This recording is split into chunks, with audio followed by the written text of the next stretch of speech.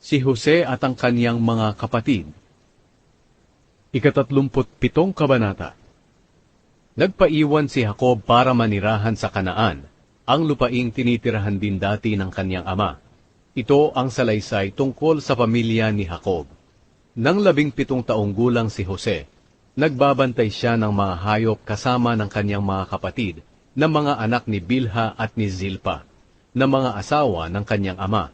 Ipinagtapat ni Jose sa kanyang ama ang masasamang ginagawa ng kanyang mga kapatid. Mas mahal ni Jacob si Jose kaysa sa iba niyang mga anak, dahil matanda na siya ng isilang si Jose. Kaya itinahin niya si Jose ng maganda at mahabang damit. Pero nang napansin ng mga kapatid ni Jose na mas mahal siya ng kanilang ama kaysa sa kanila, nagalit sila kay Jose at sinabihan ito ng masasakit na salita.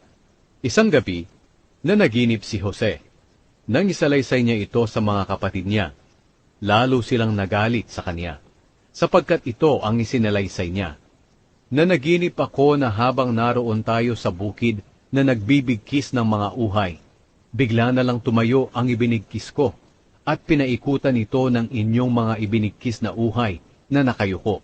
Sinabi ng kanyang mga kapatid, "Ano? Magiging hari ka at mangunguna sa amin?" Kaya lalo pa silang nagalit kay Jose. Muling nanaginip si Jose at isinalaysay na naman niya sa kanyang mga kapatid. Sinabi niya, "Nanaginip ako ulit na nakita ko ang araw, ang buwan, at ang 11 bituin na yumuyo ko sa akin." Isinalaysay din ni Jose ang panaginip niya sa kanyang ama, pero nagalit din ang kanyang ama sa kanya. Sinabi niya, "Ano ang ibig mong sabihin? Na kami ng iyong ina at ng mga kapatid mo ay yuyuko sa iyo?" Nainggit ang mga kapatid ni Jose sa kanya, pero si Jacob ay sinarili na lamang ang bagay na ito. Ipinagbili si Jose ng kanyang mga kapatid. Isang araw, pumunta ang mga kapatid ni Jose sa Shechem para magbantay ng mga hayop ng kanilang ama. Sinabi ni Jacob kay Jose, "Ang mga kapatid mo ay naroon sa Shechem na nagpapastol ng mga hayop. Pumunta ka roon at tingnan mo kung maayos ang kalagayan ng mga kapatid mo at ng mga hayop. Bumalik ka agad at sabihin sa akin." Sumagot si Jose, "Opo, ama." Kaya mula sa lambak ng Hebron, pumunta si Jose sa Shechem. Nang naroon na siyang pagala-gala sa bukid, may lalaking nagtanong sa kanya kung ano ang hinahanap niya. Sumagot siya, "Hinahanap ko po ang mga kapatid ko. Alam niyo po ba kung saan sila nagpapastol?" Sinabi ng lalaki, "Wala na sila rito.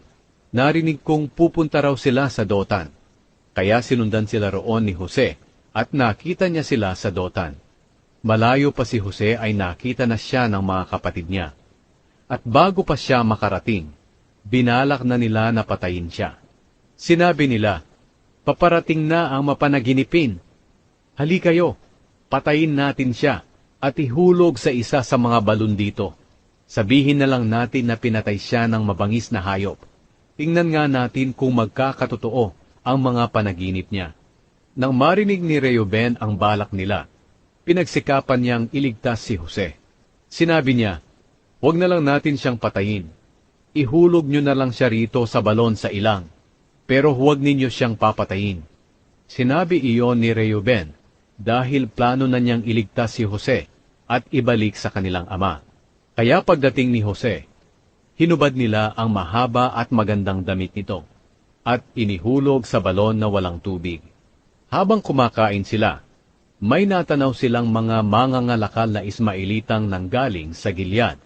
Ang mga kamelyo nila ay may kargang mga sangkap, gamot, at pabangong dadalhin sa Ehipto. Sinabi ni Huda sa kanyang mga kapatid, "Ano ba ang makukuha natin kung papatayin natin ang kapatid natin at ililihim ang kamatayan niya? Ang mabuti pa siguro ipagbili natin siya sa mga Ismaelitang iyan. Huwag natin siyang patayin dahil kapatid natin siya." Pumayag ang mga kapatid ni Huda sa sinabi niya. Kaya pagdaan ng mga mangangalakal na Ismaelita, iniahon nila si Jose mula sa balon at ipinagbili nila sa halagang 20 pilak. At dinala si Jose ng mga Ismaelita sa Ehipto. Nang bumalik si Reuben sa balon, wala na doon si Jose. kaya pinunit niya ang kanyang damit sa lungkot.